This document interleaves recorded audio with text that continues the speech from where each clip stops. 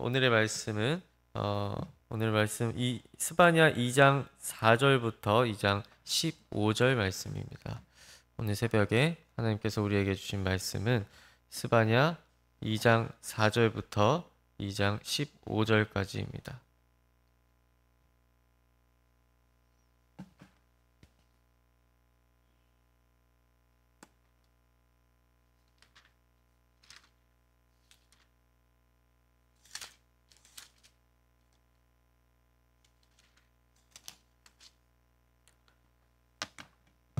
스바냐 2장 4절부터 2장 15절의 말씀을 저와 여러분이 번갈아서 교독하도록 하겠습니다. 가사는 버림을 당하며 아스글론은 폐허가 되며 아스돗은 대낮에 쫓겨나며 에그론은 뽑히리라.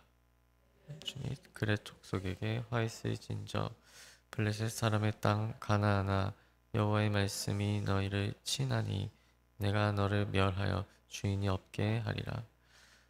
해변은 풀밭이 되어 목자의 운막과 양떼의 우리가 거기에 있을 것이며 그 지경은 유다 족속의 남은 자에게로 돌아갈지라.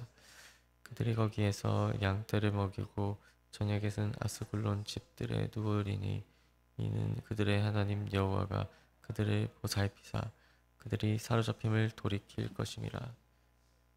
내가 모압의 비방과 암몬 자손이 조롱하는 말을 들었나니 그들이 내 백성을 비방하고 자기들의 경계에 대하여 교만하였느니라. 그러므로 만군의 여호와 이스라엘 하나님이 말하노라. 내가 나의 삶을 두고 맹세하노니 장차 모압은 소돔 같으며 암몬 자손은 고모라 같을 것이라. 찔레가 나며 소금 구덩이가 되어 영원히 황폐하리니 내 백성의 남은 자들이 그들을 노력하여 나의 남은 백성이 그것을 기업으로 얻을 것이니라. 그들이 이런 일을 당할 것은 그들이 만군의 여호와의 백성을 회방하고 교만하여졌음이라. 여호와가 그들에게 두렵게 되어서 세상의 모든 신을 세약하게 하리니 이왕의 모든 해변 사람들이 각각 자기 처소에서 여호와께 경배하리라. 구스 사람들아 너희도 내 칼에 죽임을 당하리라. 북쪽을 향하여 손을 펴서 아수르를 멸하며 니누에를 황폐하게 하여 사막같이 메마르게 하리니 각종 짐승이 그 가운데에 때로 누울 것이며 당아와 고슴도치가 그 기둥 꼭대기에 깃들이고 그것들이 창에서 울 것이며 문턱이 적막하리니 백향목으로 지은 것이 벗겨졌음이라. 이는 기쁜 성이라 염려 없이 거주하며 마음속에 이르기를 오직 나만 있고 나 외에는 다른 이가 없다 하더니 어찌 이와 같이 황폐하여 들짐승이 엎드릴 곳이 되었는고 지나가는 자마다 비웃으며 손을 흔들리로다. 아멘. 우리는 계속해서 스바냐 말씀을 살펴보고 있습니다.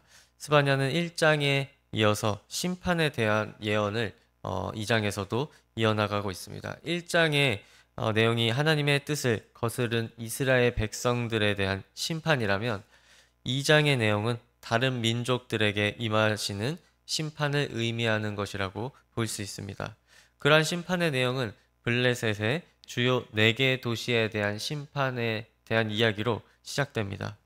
우리 다 함께 블레셋 민족에게 어떤 종류의 심판이 임할 예정인지 한 번 더 살펴보도록 하겠습니다. 4절을 함께 읽어보도록 하겠습니다. 시작.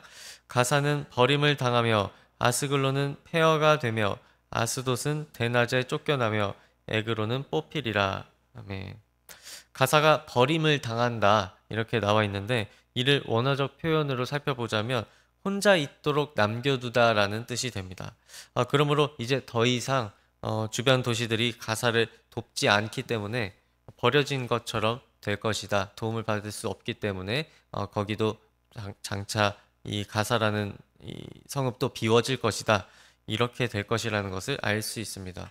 또한 이 아스글론은 폐허가 되어서 다시는 경작할 수 없는 땅이 되는데요. 사람 또한 떠난 도시가 될 것이고 아스돗은 굳이 이 밤에 기습할 필요도 없이 낮에 습격하더라도 방어를 하지 못하는 형편을 뜻하기 때문에 대낮에 쫓겨나게 될 것입니다. 대낮에 침략을 당하더라도 방어를 할 수가 없는 것이죠. 방비할 병력이 없다는 뜻입니다. 또한 에그로는 아예 그 뿌리마저 뽑히며 다시 회복할 수 없을 정도로 멸망하게 될 것입니다. 그래서 뽑히리라 이런 표현을 쓴 것이죠. 이 이후에도 하나님께서는 7절까지 해변에 사는 블레셋 족속을 심판하시고 또 하나님을 조롱하고 이스라엘 백성들로 하여금 우상을 숭배하게 한 모압과 암몬을 심판하시리라는 예언을 또한 8절에서 스바냐를 통해서 이어나가고 계십니다. 이 모든 심판의 내용들은 물론 하나님께서 하시고자 한다면 모두 즉시 실현될 수 있는 심판들일 것입니다. 그렇다면 이 말씀을 접한 우리는 한 가지 또 의문점이 생기게 될 것입니다. 왜 지금까지 그 족속들이 모두 멸망하지 않았는가라는 의문이죠. 성경에 나오는 가사 지방은 지금으로 치면 이스라엘과 팔레스타인의 분쟁 지역인 가자지구로 알려져 있습니다. 그곳에는 여전히 블레셋 족속의 후손들인 팔레스타인 사람들이 살고 있죠. 하나님의 질서대로 살지 않는 사람들 또한 이 지역 말고도 다른 곳에 한가득 퍼져 있습니다.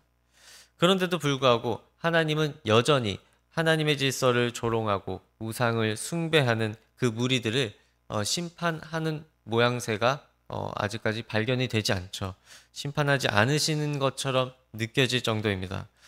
스바냐서에서는 분명 이렇게 공포스러운 심판의 예언이 자세하게 기록되어 있는데 세상은 여전히 하나님을 조롱하는 무리들과 우상을 숭배하는 이들이 득세하는 모양새를 유지하며 흘러갑니다.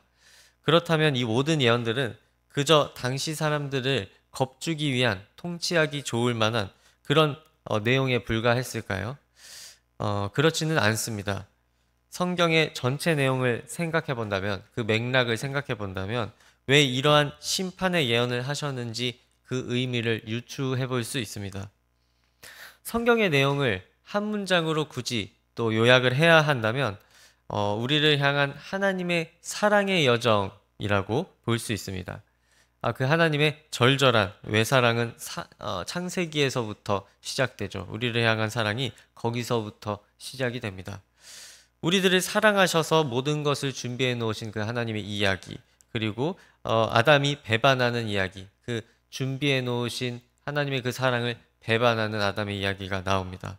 또한 영적으로 하나님과 멀어지는 선택을 하고 마는 아담과 하와의 얘기가 나오죠. 그래서 결국 에덴 동산에서 살지 못하게 됩니다. 이 아담과 하와는 결국 쫓겨나게 되죠.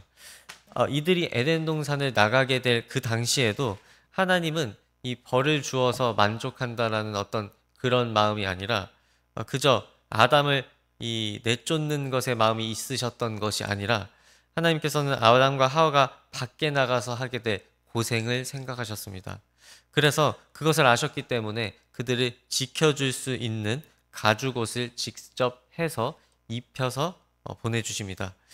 하나님께서는 우리들을 심판하려고 하시는 것이 아닙니다. 심판하는 데 하나님의 목적이 있는 것이 아니고 우리들과 사랑을 나누고 싶어 하십니다. 하나님의 마음을 전해주고 싶어 하시고 하나님과 더불어 교제하기를 원하십니다. 그래서 당연히 우리들이 하나님 보시기에 최선의 가장 좋은 선택을 하기를 바라시죠. 그것이 또한 우리들에게도 가장 좋은 선택이기도 합니다. 하나님께서 우리가 가장 좋은 것을 바라시기 때문입니다. 신명기에 그렇게 많은 율법들이 있는 그 이유도 하나님께서 우리들을 사랑하신다는 것을 보여주는 하나의 증거입니다. 하나님께서 영적으로 차단된 우리들이 언제나 하나님의 말씀을 들을 수가 없는 우리들이 안전하게 살아갈 수 있도록 이 세상을 하나님의 지혜로 살아가는 그 방법에 대해서 율법들, 그 수많은 율법들을 통하여서 정해 주신 것이죠. 오늘의 말씀에서 보여주시는 심판에 대한 예언도 우리들을 향한 그 하나님의 사랑의 외침인 것입니다. 즉 돌이킬 수 없는 상황, 더 죄를 짓는 상황, 스스로 망하는 상황이 되기 전에 하나님이 보내주시는 사랑을 받아서 회복하고 하나님과 더불어 교제하고 영적으로 회복되기를 원하시는 겁니다. 우리들은 얼핏 보기에 이 심판에 대한 분량이 많다 보니까 이 강렬한 이미지인 심판에 대한 이미지만 생각해 보게 되는데요. 사실 이 이야기들의 방점에는 모두 하나님의 이러한 사랑을 나타내는 표현들이 숨어 있습니다. 내가 이러이러한 심판을 행할 것인데 이것들이 오기 전에 어서 나에게 돌아오거라. 내가 친히 용서해 주겠다라고 늘 이야기하시고 있는 것이죠. 이러한 하나님의 의도는 오늘의 말씀 7절에도 똑같이 나와 있습니다. 우리 다 함께 7절을 읽어보면서 하나님께서 진정 무엇을 바라고 있는지, 하나님의 의도가 무엇인지 다시 한번 확인해 보도록 하겠습니다. 7절 다 같이 읽겠습니다. 시작. 그 지경은 유다 족속의 남은 자에게로 돌아갈지라. 그들이 거기에서 양떼를 먹이고 저녁에는 아스글론 집들에 누우리니 이는 그들의 하나님 여호와가 그들을 보살피사 그들이 사로잡힘을 돌이킬 것임이라. 아멘. 이 말씀 중에서 하나님은 하나님을 멸시하고 우상을 숭배한 족속들을 확실히 멸망시키십니다. 그렇게 하고 나면 그들이 있던 자리는 이제 아무것도 남지 않게 되고 마침내 환난이 지나갈 때가 되면 어느덧 이 6절에서와 같이 해변은 아무도 오지 않아서 풀밭이 될 것이고 양무리들을 먹일 수 있는 비옥한 땅이 될 것입니다. 그래서 양무리들을 먹이는 목자들이 그곳에서 살게 됩니다. 이 목자는 하나님과 우리의 관계를 생각해 볼 때 하나님으로 보이기도 합니다. 또한 하나님을 따르는 양떼들인 우리들이 환난 가운데 보호받고 환난이 지나간 뒤에도 하나님을 따르며 우상 숭배하던 족속들이 사라진 그곳에 보금자리를 틀게 되는 것이 아닌가라는 생각을 해보게 만듭니다. 마찬가지로 현재를 살아가는 우리들에게도 언젠가 심판이 확실히 언젠가는 임하게 될 것입니다. 그리고 그 와중에 하나님을 찾는 자들, 하나님을 배반하지 않았던 자들, 하나님 곁에 계속해서 남아 있었던 자들, 그런 자들은 보호를 받게 될 것입니다. 심판이 언젠가 세상에 임할 것은 자명한 사실입니다. 그러나 그런 심판은 아직 오지 않았죠. 그 시점은 예수 그리스도께서 이야기하신 바와 같이 하늘에 있는 천사들도 그리고 아들도 모르고 오직 하나님만 아신다고 예수 그리스도에 의해서 우리가 알고 있습니다. 언제 올지 모르기 때문에 또한 언제든 올 수 있는 것이죠. 그러나 하나님께서는 언제나 그 심판에 대하여서 유보를 하고 계십니다. 유보된 심판이라고 하죠. 왜냐하면 이 심판을 왜 유보하고 계시냐면 그것이 바로 하나님의 속성, 하나님이 바라시는 것이기 때문입니다. 하나님은 노하기를 더디하시는 분이라고 성경에 나와 있습니다. 성경이 여러 부분 출애굽기에도 나오고 민수기에도 노하기를 더디하신다 이렇게 나오고 시편 그리고 여러 예언서들을 통하여서 숱하게 그러한 말씀을 하시고 있습니다. 하나님께서는 우리들을 사랑하셔서 우리들이 돌아오기를 바라시는 분이지 잘못하기를 기다리고 있다가 처벌하기만을 바라는 분이 아닙니다. 우리는 매일매일을 살아가면서 어느 때에는 주님의 생각과 같은 선택을 하고 어느 때에는 나의 교만에 굴복하거나 때로는 사단에게 굴복하여서 하나님을 선택하지 않을 때가 있죠. 그러나 그런 와중에도 영영 하나님을 떠나지는 않고 그 죄를 가지고도 나의 부족함을 가지고도 하나님께 나아올 수 있다면 우리들을 오늘의 말씀에서 나오는 바와 같이 심판받는 와중에도 하나님께서 보호해 주실 것으로 우리가 믿습니다. 또한 이 심판이라는 것은 한 종류만 있지 않기 때문에 또 의미가 있습니다. 우리들이 살아가면서 하나님이 내어버려 두심으로 당하게 되는 그 심판 또한 존재합니다. 우리들이 세상의 풍조에 과몰입해서 또 각종 중독에 시달릴 때나 또 세상 염려와 욕심의 마음을 빼앗겨서 그것에 빠져 살 때 우리들은 스스로 무너지게 됩니다. 그것이 바로 현재 우리들에게 임한 심판인 것이죠. 로마서에서는 이에 대해서 내어버려 두심으로 그들이 처벌을 이미 받고 있다라고 이야기하고 계십니다. 이것은 믿는 사람들에게도 똑같이 임하고 믿지 않는 사람에게도 똑같이 임하는 하나님의 즉각적인 심판인 것입니다.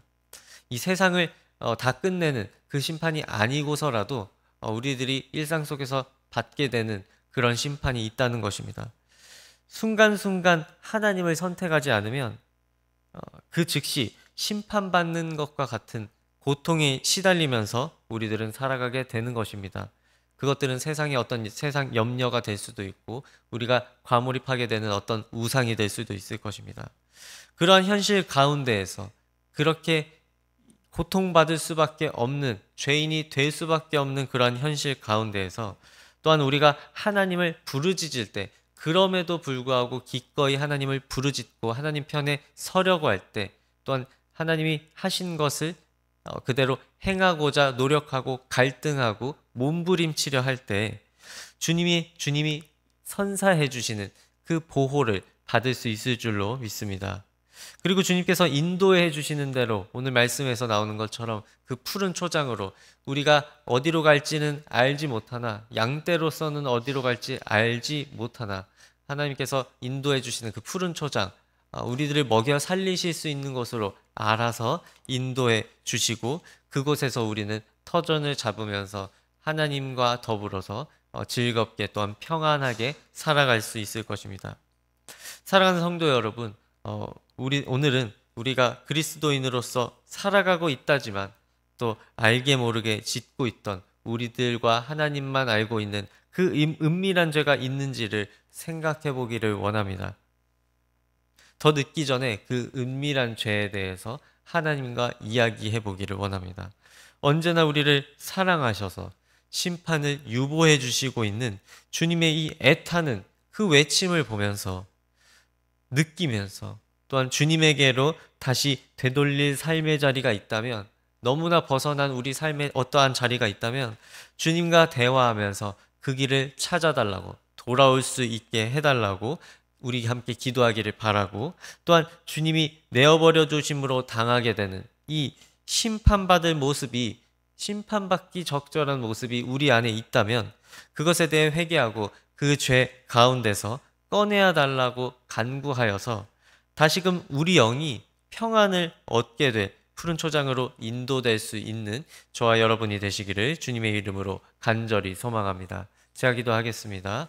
하나님 아버지, 우리들은 이 숱한 하나님이 예언하신 이 심판에 대한 예언들을 바라보면서 공포 또한 느껴지게 되지만 그 모든 구절의 끝에 항상 주님께서 말씀하시는 그 안식에 대한 구절, 보호받게 될 것임이라는 그 구절, 남은 자에게는 하나님께서 보호해 주시고 사랑해 주시는 안전하리라는 그 보증을 우리가 보게 됩니다. 언제나 우리를 잘 되기를 바라시고 또한 최고의 선택을 하기를 원하시는 주님께서 인도하시는 그 길로 우리가 동행할 수 있도록 도와주옵소서. 우리들이 때로는 그런 것들을 동행하는 것이 두렵고 또한 하기 싫을 때도 있고 또한 지루할 때도 있고 너무나 일상 속에 어떤 잔잔한 재미가 없다고 느껴질 만한 그러한 일들이라 할지라도 주님을 기꺼이 의지하고 주님께서 나에게 가장 좋은 것을 선사하시려고 싶어 하신다는 그 신뢰를 우리가 바탕으로 주님과 동행하고 주님과 같은 시선으로 모쪼록 바라볼 수 있는 생각의 차이가 있지만 주님의 뜻을 이해해 보려고 노력하고 주님의 뜻이 와닿고 믿어질 수 있는 우리들 모두가 될 수 있도록 주님 도와주시옵소서. 이 모든 것 예수님의 이름으로 기도드립니다. 아멘. 우리 찬송가 361장 함께 올려드리겠습니다. 찬송가 361장 1절과 4절을 올려드리겠습니다. 기도하는 이 시간 주께 무릎 꿇고